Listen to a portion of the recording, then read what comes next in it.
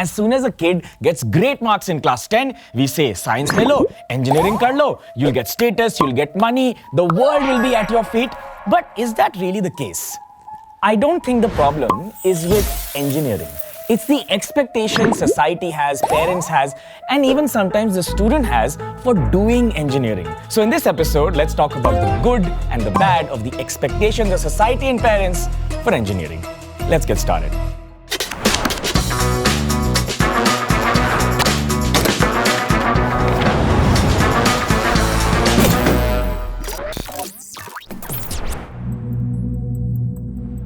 So we're not de-influencing engineering. We're actually de-influencing the expectations society has and parents have, thinking that the best career option out there is only engineering. I mean, think about it. If a student is really good at studies, in 11th, everyone will tell him, influence him, push him to actually take science. So all the options are actually open. And because engineering seemingly feels like the best option out there in terms of salary and status, everyone's pushed towards it. So this episode is not about engineering as a career.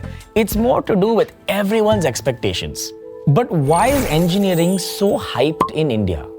Ever since the British came to India, engineers were always respected. I mean, think about it. All the infrastructure was created by these people and they had some respect in society. I mean, they were building the nation. And as Indians joined the job of being an engineer, they also carried the same prestige. These guys build railroad, infrastructure, etc. So there must be respect. And it was a technical job. And think about it, at that time there weren't a lot of engineers, and anything that's scarce always has value. As the Britishers left India after independence, we were left with the engineers we had. But it wasn't enough. We needed more because the entire country needed to get upgraded, needed to be built and reach where we are today. And our former Prime Minister Jawaharlal Nehru created these 4 IITs. Because of the development boom India was heading towards and the growth we were experiencing, engineers were highly sought after, and the 4 IITs weren't enough to fulfill the demand. And what happens when we have a lot of demand and less supply? The job isn't just a job. It becomes a prestigious job, something that everyone's talking about, there is respect. People who are engineers are actually sought after, paid really well, get all these perks other people don't. Then in the 1990s, we had the digital revolution, all the way up to 2000 and the dot-com burst, which we've talked about so many times.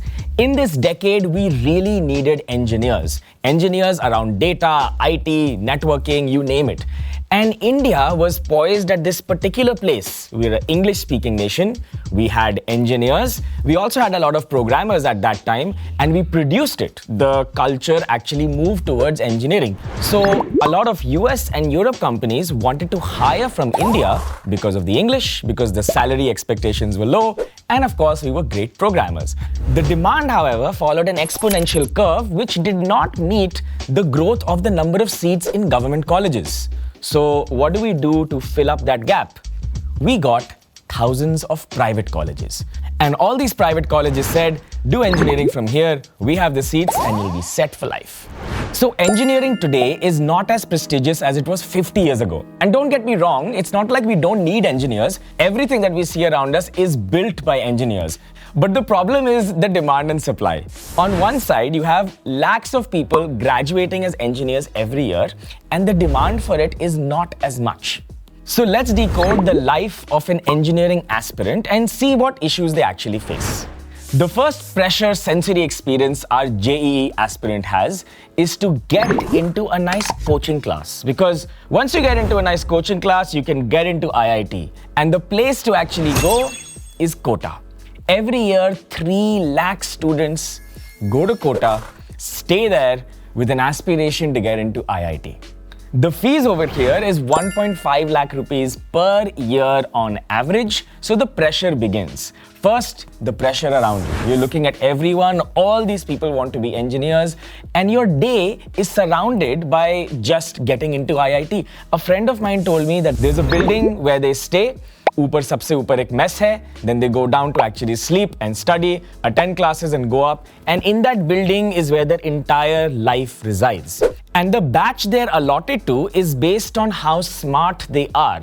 So the smartest batch will go in a certain class and the not so smart batch will go in another class. So all the best teachers will go to class A and not so best teachers will go over here. This itself is a huge problem because mentally you start thinking, I've lost the battle even before you've given the exam. IITs have 17,000 seats. I want you to imagine this number a little bit. 17,000 seats in the entire country. Now I'm going to count up, okay? Count with me. 17,000, 50,000, 1 lakh, 1 lakh 2, 2 lakh, 3 lakh, 4 lakh, 5 lakh, 6 lakh, 7 lakh, 8 lakh, 9 lakh, 10 lakh, 11 lakh, 12 lakh. That's how many people attempt to get those 17,000 seats. That's only a 1.5% acceptance rate. I'll say this again, 12 lakh people giving the exam to actually get 17,000 seats. Is it really worth it? But it's not only the 17,000 seats. Let's include some other colleges as well, including the private ones. Maybe we have about 80,000 to 1 lakh good seats in the country. Now, if you're playing a game where the acceptance rate is really low, like getting into engineering, unless you're getting into a really good college, outside of this, they will not have a lot of opportunities because if you look at the data, 15 lakh engineers actually pass out. And we know the high quality seats are roughly 50,000 to 1 lakh. So what about the others? Those guys will suffer because they have the same expectation. And this is the source of the disappointment and nirasha they have after they graduate. Then we have private colleges. Some private colleges are really good and comparable to IITs and NITs, but to get into them, you need to crack a separate exam. And if you look at the top 100 colleges, only 14 of them are actually private. But if you look at all of the colleges, 90% of colleges are actually private. Now, statistically speaking, if the private colleges are not in the top 100, their fees should be less, right? Of course, their fees should be less. But let's talk about fees. The fees in private colleges is almost double. It costs about 10 to 12 lakhs in an IIT and almost double in a private college. Now you tell me, why is this the case? Demand. It's because all of us talk about and say engineering acha hai, karo. Kisi bhi halat mein karo. And that's why they're able to have and charge such high fees. The next problem is the forcible selection of a course. So, most people, at least in India, want to do CSE, Computer Science Engineering, and they do everything to get that seat. But for whatever reason, since there are not enough seats in CSE, they just don't get it. Instead, they're forced to take something else, like civil engineering, mechanical engineering, electronics, etc., even though they really wanted to get into CSE. Now, do you think a student who's trying to make his career and is going to work for the next 50 years should choose civil engineering over his love of, say, computer science? Assuming he likes computer science and he genuinely enjoys it, why should he select something else other than that? The next problem is actually getting employed and salaries. So there was a survey done by NASSCOM in 2019 which analyzed 15 lakh engineering graduates and saw that 2.5 lakh graduates actually get a job and the rest are unemployable. Now the reason could be that they don't have real world skills or that there's just too much supply, but the fact is it is tough to get a job when so many people are vying for the same seat. 2023, as we all know, was not good for the economy and placements generally were low. But for private colleges, the fall in placements was 50 to 70% compared to IITs, where the fall was roughly about 30%. So now let's talk about some solutions. To be honest, no one really has a solution because life changes so much. Let's start with you. You are the natural product of really special circumstances that's got you here. How your parents talked, what things you watched, what music you listened to, the experiences you had, the courses you did, the good things that happened, the bad things that happened, brings you to actually a very unique position no one else in this world has. Your worldview, your skills are truly unique. But the society tries to specialize you in a particular kind of skill. And that's the real problem. I'll divide this into 3 parts. The first part is this. Generally, all of society will think of this curve right here. When the industrial age happened, everyone wanted engineers Everyone wanted hard labor. Everyone wanted to get in a factory and get work done. Therefore, discipline, coming on time, doing things in punctuation, hard skills over soft skills really, really mattered. And as production went up in the industrial age, the next generation always thought discipline, going to office, etc., is important and became popular. Exactly like engineering, exactly like MBAs, exactly like everything else.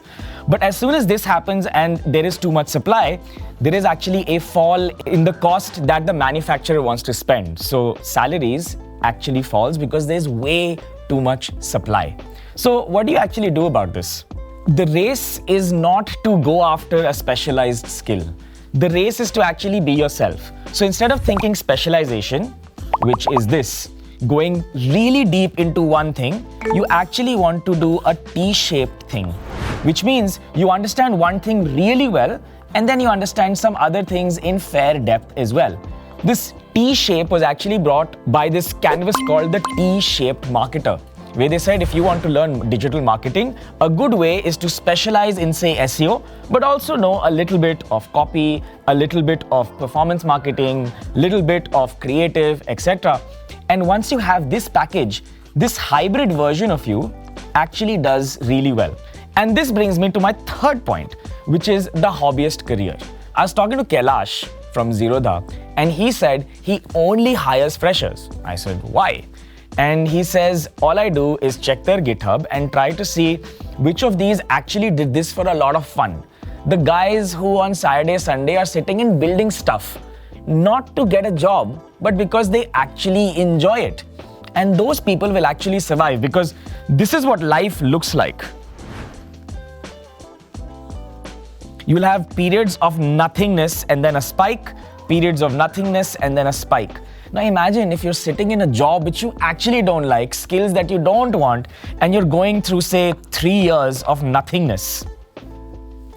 Will you actually survive it? A lot of people will switch to a different kind of job with a different skill set, different industry, and the entire problem of compounding becomes negative over here. What you want in summary is this: be yourself, be a T-shaped marketer or have T-shaped skills, stuff that you like and really specialize in one thing, but know a lot of other things in your industry. And 3, if you can do this for a really long period of time, even when it gets boring, you'll be fine because you genuinely enjoy it. You'll actually win in life.